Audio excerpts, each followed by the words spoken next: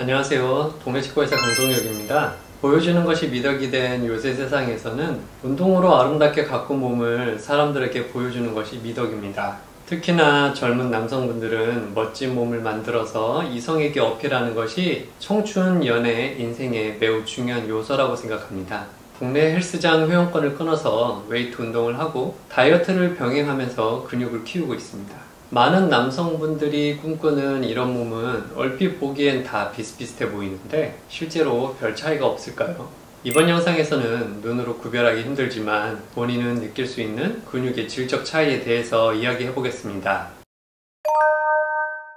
근육이라고 해서 다 똑같은 근육이 아닙니다. 처음에는 건강해지고 싶어서 혹은 멋진 몸을 만들려고 운동을 시작했다가 오랫동안 운동을 하고 있는 운동 중독자는 근육에도 질적 차이가 존재한다는 것에 동의할 것입니다. 같은 근육량을 가지고 있어도 남들보다 훨씬 강한 힘을 내거나 더 많은 운동량을 소화할 수 있거나 더 유연한 근육이 있습니다. 이런 특징을 가지는 근육이 질 좋은 근육이고 겉으로 보면 생긴 것도 다르죠.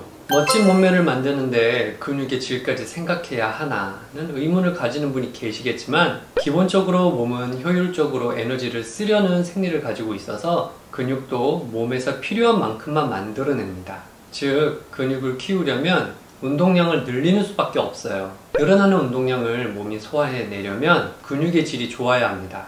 근육의 질이 나쁘면 늘어나는 운동량을 소화하지 못하고 피로 물질이 많이 쌓이게 되면서 부상으로 이어지죠. 이렇게 찾아오는 부상은 어느 날 갑자기 오기도 하지만 대부분은 본인도 모르는 사이에 몸 여기저기가 아파지는 결과로 나타나는 경우가 대부분입니다. 몸에 부상이 많아지면 결국 운동의 한계에 부딪히게 되고 한계에 부딪히면 운동 퍼포먼스에 진전이 없어지게 되니 매너리즘에 빠지면서 운동의 흥미가 떨어지거나 그동안 만든 몸이 아까워 마지못해 유지하거나 무리해서 페이스를 올리다가 심한 부상으로 이어지는 경우가 대부분입니다. 따라서 본인의 근육이 어떤 상태인지 파악하고 거기에 맞추어서 운동 방법을 변경하는 것이 꼭 필요합니다. 그럼 질 나쁜 근육이 가지는 특징에 대해서 설명할게요. 첫 번째로 만져보면 딱딱합니다. 근육의 대부분을 구성하는 것은 수분인데요. 따라서 근육은 긴장하고 있을 때를 제외하고는 부드러워야 합니다. 그럼에도 불구하고 몸의 여기저기 근육을 만져보면 부드러운 것도 있지만 딱딱한 것도 있습니다.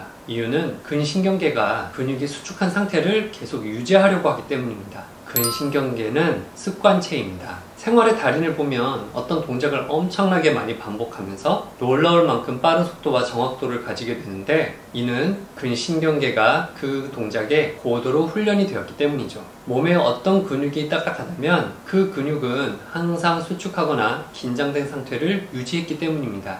우리가 일상생활만 한다면 일상생활 속에서 생긴 몸의 습관에 적응된 근육이므로 생활하는데 별 문제가 없을 것이고 따라서 아프거나 불편하다고 느끼지 않습니다. 하지만 일상생활에서 잘 하지 않는 동작을 운동 중에 하게 되면 굳어있는 근육이 운동 퍼포먼스를 높이는 데 방해가 됩니다. 굳어있는 근육은 이완과 수축 동작을 하지 못하니까 그 주변에 연결된 근육이 대신해서 더 많은 일을 해야 하는 것이죠. 따라서 지속적인 근성장을 위해서는 딱딱해진 근육을 꼭 풀어주어야 합니다. 게다가 스트레칭 없이 지속적인 수축 운동을 반복해도 근육이 딱딱해집니다. 근육의 이완 동작이 필요한 이유에 대해서는 추후 다른 영상에서 다루겠습니다. 질 높은 근육을 만지면 덩어리 없이 살처럼 부드럽고 말랑말랑합니다. 두 번째 특징, 금방 피로를 느끼죠. 근육이 뭉쳐있다는 것은 젖산이 많이 축적된 상태입니다. 근육은 에너지를 저장하고 필요 시에 공급해주는 역할도 하는데 젖산이 축적되어 있으면 에너지 공급에 불리하니까 해당 부위 운동할 때 금방 지치게 돼요.